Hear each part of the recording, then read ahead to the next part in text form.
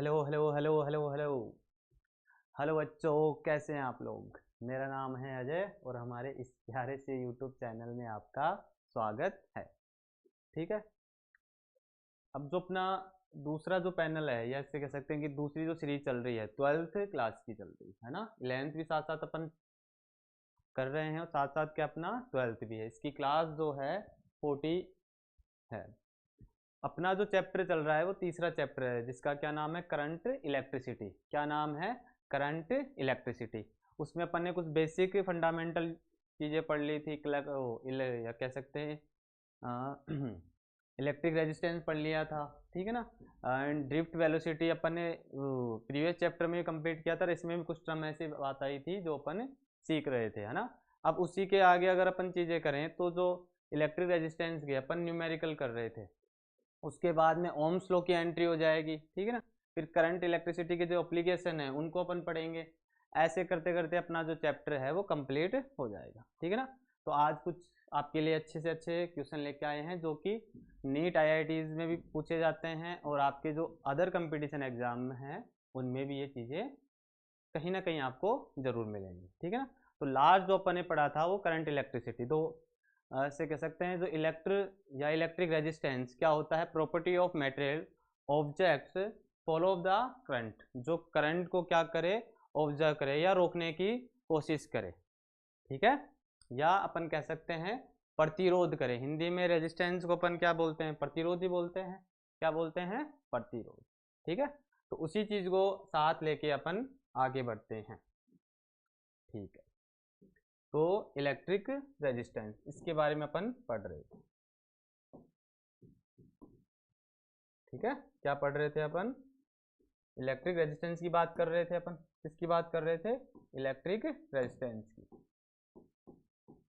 Electric resistance, ठीक है, जिसको अपन आर से डिनोट भी करते हैं। ठीक है। इसके बारे में अपन ने कुछ समझा भी था कि ये वर्ड कहाँ से आया, अपन इसको यूज क्यों करते हैं। ठीक है ना। जैसे रेजिस्टेंस होता है जो कि धारा का विरोध करता है। ठीक है ना। धारा जो बहती है उसका क्या करता है, ये विरोध करता है। ठीक है ना। अरे करंट फ्लो होगा उसका क्या करेगा, ये विरोध करेगा। कौन, रेजिस्टेंस। ठीक है ना। इसको आप ऐसे भी याद रख सकते हैं। तो ये मेटेरियल का ऐसा गुण होता है जो धारा के प्रवाहों को क्या करे, रोके, या क्या करे, जो फ्लो ऑफ करंट है उसको क्या करे, ऑब्स्ट्रक्ट करे, रोके। ठीक है ना। चलिए, ये बात हो गई थी। उसके बाद में अपन एक साधारण सा एक ओम्स लॉ भी पढ़ते हैं, या रेजिस्टेंस के लिए कंप्लीट होता है। क्या होता है, V is equal to I R. वो जो आप पढ़ते हो ये ओम्स लॉ है। इसमें बात ये हो जाती है कि अगर V इज प्रोपोर्शनल, जैसे रेजिस्टेंस है या करंट है। ठीक है। तो अब इसमें तो ये बात हो गई कि जो रेजिस्टेंस या करंट है, V is equal to I and V is equal to I R. तो रेजिस्टेंस है, इसमें क्या होना चाहिए, कांस्टेंट। ऐसे कई इलेक्ट्रिक इंस्ट्रूमेंट हैं जिसमें जो रेजिस्टेंस होता है वो वेरिएबल होता है। क्या होता है, रेजिस्टेंस उसमें वेरिएबल होता है। तो ये तो बस वही काम करेगा जहाँ रेजिस्टेंस क्या हो, कांस्टेंट होगा। बात समझ में आई। ओम्स लॉ जो है वो कहाँ अप्लीकेबल होगा, जहाँ रेजिस्टेंस है वो क्या रहेगा, कांस्टेंट। क्लियर है। चलिए, अगर सर वेरिएबल हो तब उस चीज को अपन कहाँ पढ़ेंगे, करंट इलेक्ट्रिसिटी वाले चैप्टर, जो कि अपन लेके ही चल रहे हैं। ठीक है। तो V is equal to I R जो अपन वीड से याद रखते हैं उस चीज को अपन ऐसे समझ सकते हैं। उसके बाद में अपन ने समझा कि R is equal to V upon I. तो अगर वेरिएबल, अगर अपने पास रेजिस्टेंस है तो अपन वोल्टेज और करंट से इसको क्या कैलकुलेट कर सकते हैं। जैसे V का तो यूनिट क्या होता है, वोल्ट होता है, और करंट का क्या होता है, एम्पियर।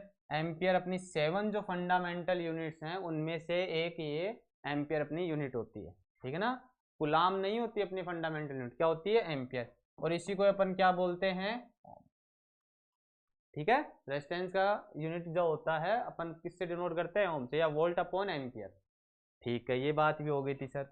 उसके बाद में अपन ने क्या, एक मैंने वीना से आपको याद चीज रिमेम्बर करवाई थी कि करंट, ऐसे कह सकते हैं यहाँ, relation between current current and drift velocity and drift velocity and drift velocity.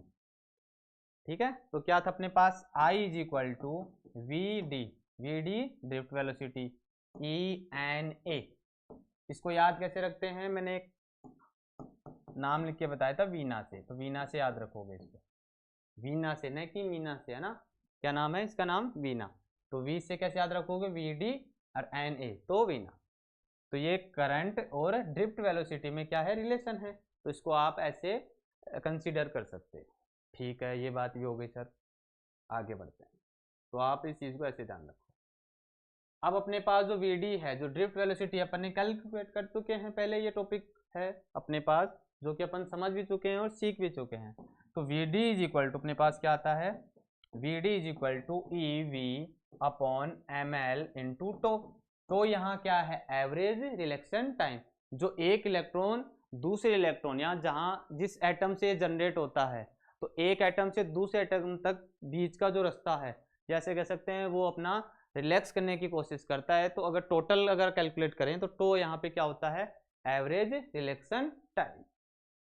ये बात भी हो गई। तो अपने पास जो V D is equal to है E V upon M L into tau, ये वैल्यू यहाँ पुट कर सकते हैं अपन, कर सकते हैं कि नहीं कर सकते। ठीक है, तो अपने पास आई इज इक्वल टू क्या वैल्यू आएगी, वी डी की E V upon M L into tau into E into N and A. ठीक है, and I is equal to अपने पास क्या हो जाएगा, V E square N into A, और टो मैंने साइड में लिख दिया। ठीक है, ये बात भी कंप्लीट हो गई। वोल्टेज हो गया, इलेक्ट्रॉन हो गया, नंबर ऑफ फ्री इलेक्ट्रॉन पर यूनिट, ये नंबर ऑफ इलेक्ट्रॉन नहीं होता है, नंबर ऑफ इलेक्ट्रॉन पर यूनिट वॉल्यूम, पर यूनिट वॉल्यूम, पर यूनिट वॉल्यूम, ऐसे। ये अपना क्रॉस सेक्शन एरिया हो गया, ये एवरेज रिलेक्शन टाइम हो गया, ये मास हो गया, और ये कंडक्टर की लेंथ। ये चीज़ें आपको आनी चाहिए कि इनका नाम क्या क्या है। ठीक है, अब जो अपने पास क्या आ गया, करंट आ गया और वोल्टेज। अपन अगर रेजिस्टेंस क्या हो, वेरिएबल हो, तो उसको कैलकुलेट कहाँ से करेंगे, इसी फॉर्मूले से। ठीक है, तो अपने पास v की वैल्यू आ गई, तो अपने पास क्या फॉर्मूला होता है, i is equal to V upon I. तो v अपॉन आई अगर इसको मैं लिखूं तो क्या बनेगा, ये m into L upon N E square into A into tau. ठीक है, अब देखो M L N E square into tau, ये ऐसी क्वांटिटी हैं जैसे टो है average relaxation time, E square है, ये टेम्परेचर पे डिपेंड कर सकते हैं। जैसे टेम्परेचर मैंने इंक्रीज किया तो ये इलेक्ट्रॉन है, ये फ्री इलेक्ट्रॉन ज़्यादा जनरेट होंगे, और इलेक्ट्रॉन या टेम्परेचर अगर अपन डिक्रीज करेंगे तो यहाँ इलेक्ट्रॉन कम डिक्रीज होंगे। ठीक है ना, ये बात अपन कंसिडर कर सकते हैं। मास कांस्टेंट हो गया, एंड नंबर ऑफ इलेक्ट्रॉन पर यूनिट वॉल्यूम, तो ये भी चेंज होगा, तो किस पे डिपेंड कर रहा है, टेम्परेचर पे। ठीक है ना, तो अगर इस चीज को मैं ऐसे लिखूं, R is equal to tau into L upon A. तो यहाँ पे क्या है, रेजिस्टिविटी, तो यहाँ पे क्या है, रेजिस्टिविटी क्या है यहाँ पे, तो यहाँ पे क्या है, रेजिस्टिविटी। तो रो इज इक्वल टू क्या है अपने पास, volume, M upon N E square into tau. ठीक है ना, इसका नाम क्या है, रेजिस्टिविटी। क्या नाम है, रेजिस्टिविटी, रेजिस्टिविटी। ठीक है, हर कंडक्टर की रेजिस्टिविटी अलग अलग होती है, तो अपन रो कैलकुलेट करते हैं कि देखो रेजिस्टिविटी में क्या कैलकुलेट है, मास हो रहा है, नंबर ऑफ इलेक्ट्रॉन पर unit volume, and electron, and average relaxation time. तो मास हर कंडक्टर का क्या होगा, अलग होगा, तो वो अपन मेजर कर सकते हैं। अगर अपन रेजिस्टेंस की बात करें तो रेजिस्टेंस किस पे डिपेंड कर रहा है, रेजिस्टिविटी पे, लेंथ पे एंड एरिया पर।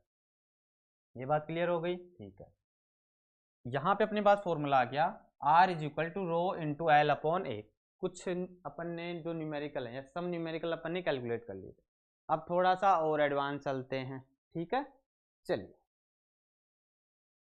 तो अपने पास एक स्क्वायर है या क्यूब है, सॉरी स्क्वायर नहीं है, क्यूब है ये। तो इसको जब अपन कैलकुलेट करेंगे, ठीक है, चलिए अब इसको समझते हैं। तो देखो यहाँ अपने पास एक क्यूब है, जो अपना करंट है उसकी डायरेक्शन कुछ इस प्रकार है, इनर एंड आउटर। इस साइड से क्या हो रहा है, आउट हो रहा है, एंड वन साइड से जो अपनी है ऊपर वाला जो सरफेस है वहां से करंट क्या हो रहा है, एंटर कर रहा है, और यहाँ से एग्जिट हो रहा है। ठीक है ना, एक सरफेस अपना ये तो 5 है एंड अगला वाला 6 है, तो आप इसको ऐसे इमेजिन कर सकते हो कि हाँ ये वाला जो 6 है इस चीज को कंसिडर कर सकते हो। ठीक है ना, तो एक करंट कहाँ से अपना एंट्री करेगा, जो 5 जो है, ठीक है, और ये जो एग्जिट होगा वो कौन से सरफेस से होगा, 6 से। मेरे अकॉर्डिंग आपने ये बात समझ में आ गई होगी। ठीक है, अब अपने से आज क्या कर रहा है कि रेजिस्टेंस या फाइंड रेजिस्टेंस 1 2 एंड 3 से 4। ठीक है ना, या अगला अगर अपन तीसरा अपन अगर जनरेट करें, या जो थर्ड जो केस है वो क्या हो जाएगा, 5 से 6। ठीक है, चलिए अगर मैं इनके नाम दूं, जैसे ये ए हो गया, ये बी हो गया, बी इसकी लेंथ होगी, जैसे ये वाला सरफेस है, ठीक है, ये सी हो गया, ठीक है, एंड ये डी एंड ये बढ़ते जा सकते। ठीक है ना, 3 डायरेक्शन हो गई, ये ए हो गया, ये बी हो गया, नहीं ये सी हो गया, क्यूब है ये। ठीक है, अब इस चीज को समझते हैं। तो अपने पास फॉर्मूला क्या है, आपको ये ध्यान रखना है कि R is equal to rho into L upon A. तो इसकी जैसे रेजिस्टिविटी अपन ने मान ली या अपन ने सपोज कर ली रो है, लेंथ क्या है यहाँ पे, देखो लेंथ तो होती है अलोंग द या एक्सिस या अलोंग द लेंथ। ठीक है, जो अपनी लेंथ होती है, जो अपनी लेंथ होती है वो अलोंग द करंट होती है। ठीक है ना, और जो करंट की डायरेक्शन है वो परपेंडिकुलर द करंट। दो बात मैं बोल रहा हूं कि जो रेजिस्टेंस है अपन क्या करेंगे, यहाँ से फाइंड द रेजिस्टेंस अक्रॉस करेंगे 1 2 2, मतलब यहाँ इस सरफेस से करंट क्या हो रहा है, एंटर कर रहा है। ठीक है ना, और इस साइड से हो रहा है अपना 2, एंड तीसरा जो करंट है इस साइड से एंट्री कर रहा है, एंड जो फोर्थ जो सरफेस है वहां से एग्जिट कर रहा है। ऐसे अपनी जो 5 है उस सरफेस से तो क्या हो रहा है, ये एंटर कर रहा है, एंड जो 6 वाली जो सरफेस है कुछ इस प्रकार से वो क्या हो रही है अपनी, इससे एग्जिट कर रहा है। तो यहाँ पे एक लेंथ आया है, ये क्या है, करंट है। ठीक है, अब जो अपने पास है इस चीज को ऐसे समझेंगे कि R is equal to rho into L upon A. अब जो लेंथ है, अब अगर अपन 1 to 2 कैलकुलेट कर रहे हैं, इसको 1 से लेके 2 तक, इसको 1 से लेके क्या करें अपन 2,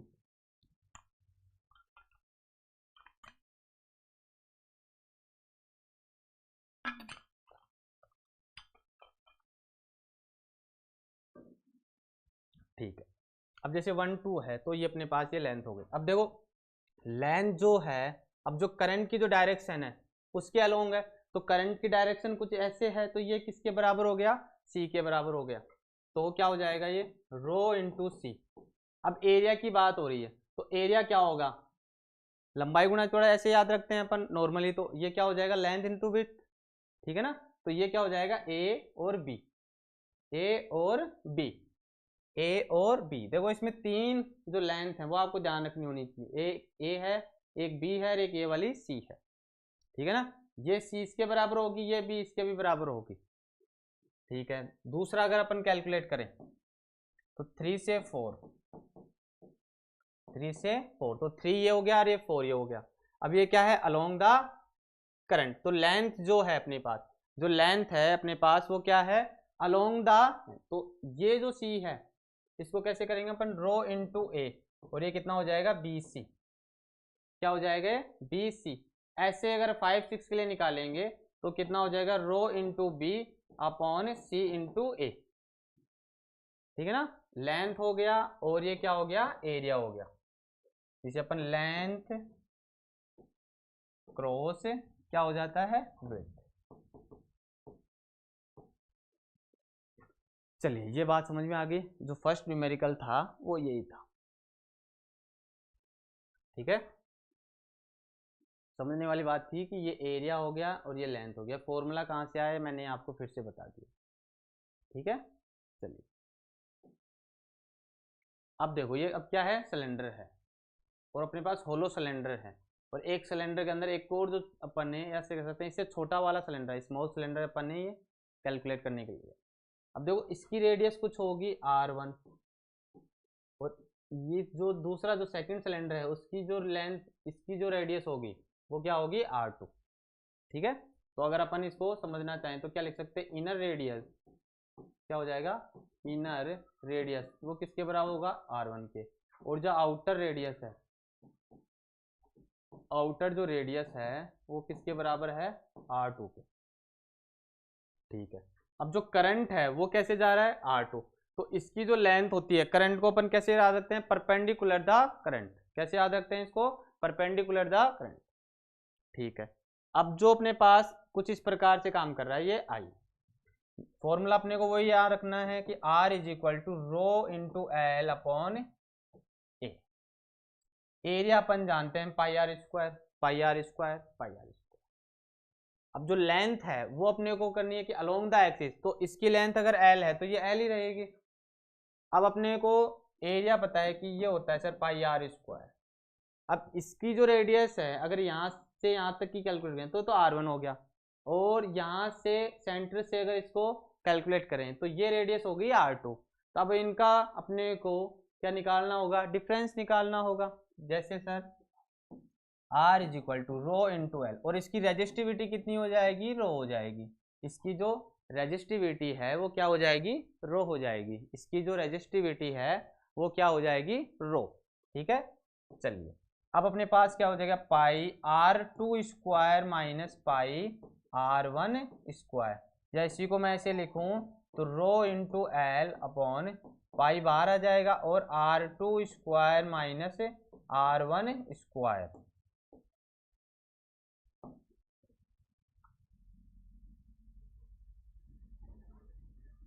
आई बात समझ में।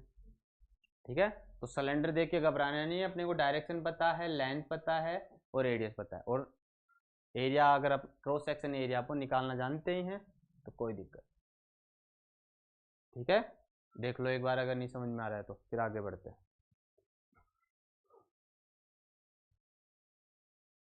बढ़े आगे, ठीक है। अब क्या है कि अब जो सिलेंडर है, या अपन कहें कि सिलेंडर को अगर अपन बीच से क्रॉस करें तो उसमें कई परतें निकलेंगी। जैसे इसमें अपन ने 2 ही सिलेंडर ले रखे हैं, ठीक है ना, तो इसको कैलकुलेट करने के लिए अगर अपन इसका छोटा सा पार्ट कैलकुलेट करें, ठीक है ना, क्या बात करते हैं, एक छोटा सा पार्ट या स्मॉल पार्ट अगर क्या कर लें, इसका सोल्व कर लें, और फिर अपन को क्या करना होगा, इंटीग्रेशन करना होगा, जिससे किसकी बात हो जाएगी, टोटल सिलेंडर की बात हो जाएगी। अब देखो ये सिलेंडर से क्या हो रहा है, करंट परपेंडिकुलर हो रहा है, सिलेंडर से परपेंडिकुलर, तो अपने को कुछ इस प्रकार से कैलकुलेट करना होगा। तो ये रेडियस क्या हो गई, इसकी R1 हो गई, और ये वाली जो रेडियस है वो क्या हो जाएगी, R2। और ये लगातार जो करंट है वो क्या हो रहा है, आउटर हो रहा है। इससे पहले वाला जो क्वेश्चन था उसमें करंट है कुछ अलोंग द सिलेंडर हो रहा था, या अलोंग द एक्सिस हो रहा था। बातें समझ में आ रही है। तो सर इसमें और उसमें क्या फर्क हो गया, ये बात भी करेंगे अपन। तो इसकी पहले बात लिख लेते हैं, इनर रेडियस। इनर जो रेडियस है वो R1 है, और जो आउटर जो रेडियस है वो कितनी हो गई, R2। ये बात समझ में आई कि नहीं आई। ठीक है, जैसे इसको मैं अगर ऐसे बनाऊं,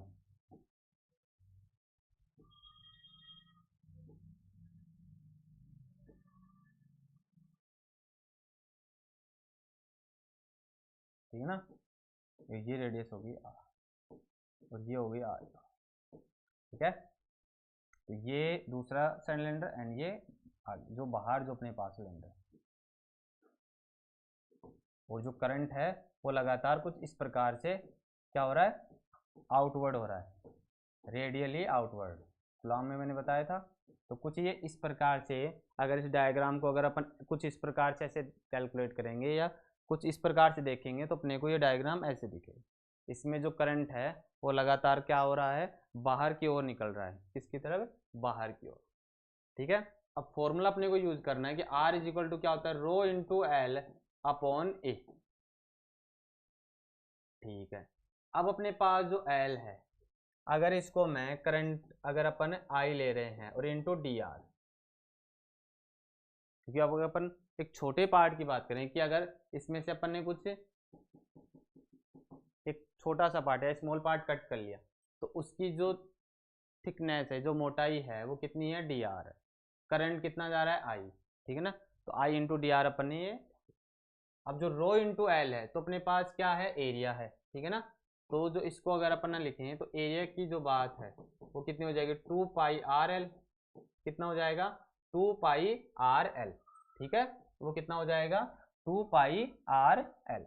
अगर जो लेंथ है, अगर इसको मैं से लिखूँ आई इंटू डी आर, तो यहाँ भी कितना हो जाएगा डी आर, एंड एरिया जो अपने पास है वो 2 पाई आर एल, कितना हो जाएगा 2 पाई आर इंटू एल, ठीक है। चलिए, तो ये तो किसकी बात हो गई अपने पास, डी आर की। ऐसे तो पता नहीं कितने डी आर अपने पास होंगे, तब जाके अपने पास आर नेट की वैल्यू आएगी। किसकी वैल्यू आएगी, आर नेट की वैल्यू आएगी। किसकी वैल्यू आएगी, आर नेट की। तो आर नेट की वैल्यू अपन कैसे कैलकुलेट करेंगे, R net is equal to D R plus D R plus D R. तो बहुत सारे डी आर हैं, तो क्या हो जाएगा, R net is equal to integration R1 से लेके R2 तक, यही होगा। और अपने पास जो फॉर्मूले आए हैं, या rho into I into D R upon 2 pi R into L, ठीक है। तो यहां से अगर अपन डी आर कैलकुलेट कर लें तो उसका क्या कर देंगे, इंटीग्रेशन, ठीक है। तो R net is equal to, तो जो कांस्टेंट राशि हैं उसको बाहर कर लेंगे, जो कांस्टेंट जो क्वांटिटीज हैं उनको अपन क्या कर लेते हैं, 2 पाई इंटू, अब अपने पास क्या आ गया, R1 से लेके R2 तक, and D R upon R. इसका जो इंटीग्रेशन होता है वो क्या होता है, 1 अपॉन आर। तो 1 अपॉन आर तो है ही, तो log suffix A into R. जब इसको सोल्व करेंगे अपन तो कितना आएगा, rho into I upon 2 pi R, हाँ, and log suffix E R. और अगर स्मॉल आर ले रखा है तो स्मॉल आर ले लेंगे, कोई दिक्कत नहीं इसमें, ठीक है। चलिए, तो आगे अपने पास क्या होगा, R net is equal to rho into I upon 2 pi L and log suffix E R2 minus log suffix are,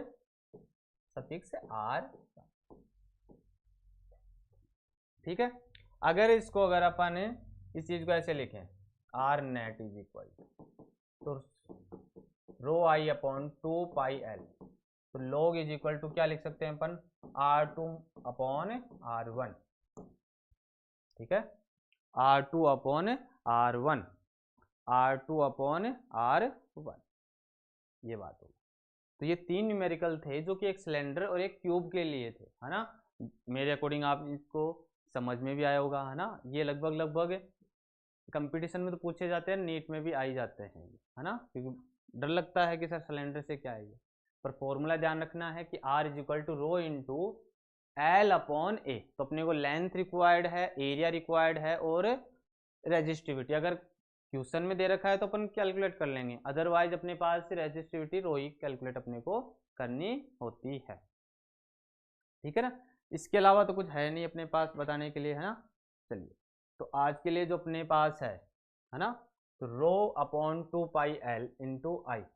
जो आई है अपन जैसे इस चीज को ऐसे भी समझ सकते हैं, जो करंट है ना, इस चीज को ऐसे समझिए, जैसे इनर रेडियस R1 है और आउटर रेडियस R2 है, तो R is equal to rho into L upon A, या ए इज इक्वल टू कितना हो जाएगा 2 पाई आर इंटू एल। और रो आई जो अपने पास एल है, अगर अपन इसको आई इंटू डी आर, ठीक है ना। तो करंट के लिए तो अपन पहले ले चुके हैं, तो इसको अगर अपन हटाना चाहें तो इस प्रकार से देख सकते हैं। तो जो रो इंटू 2 पाई आर या upon 2 pi R into L, ठीक है। चलो, जो अपने पास जो लास्ट जो कंक्लूजन आया है वो R net is equal to, जो R net is equal to कितना आया है, rho upon 2 pi L upon log suffix E R, कितना है R2 अपॉन R1, ठीक है ना। तो इसको अपन कैसे लिख सकते हैं, R net is equal to rho upon 2 pi L and log R2 upon R1,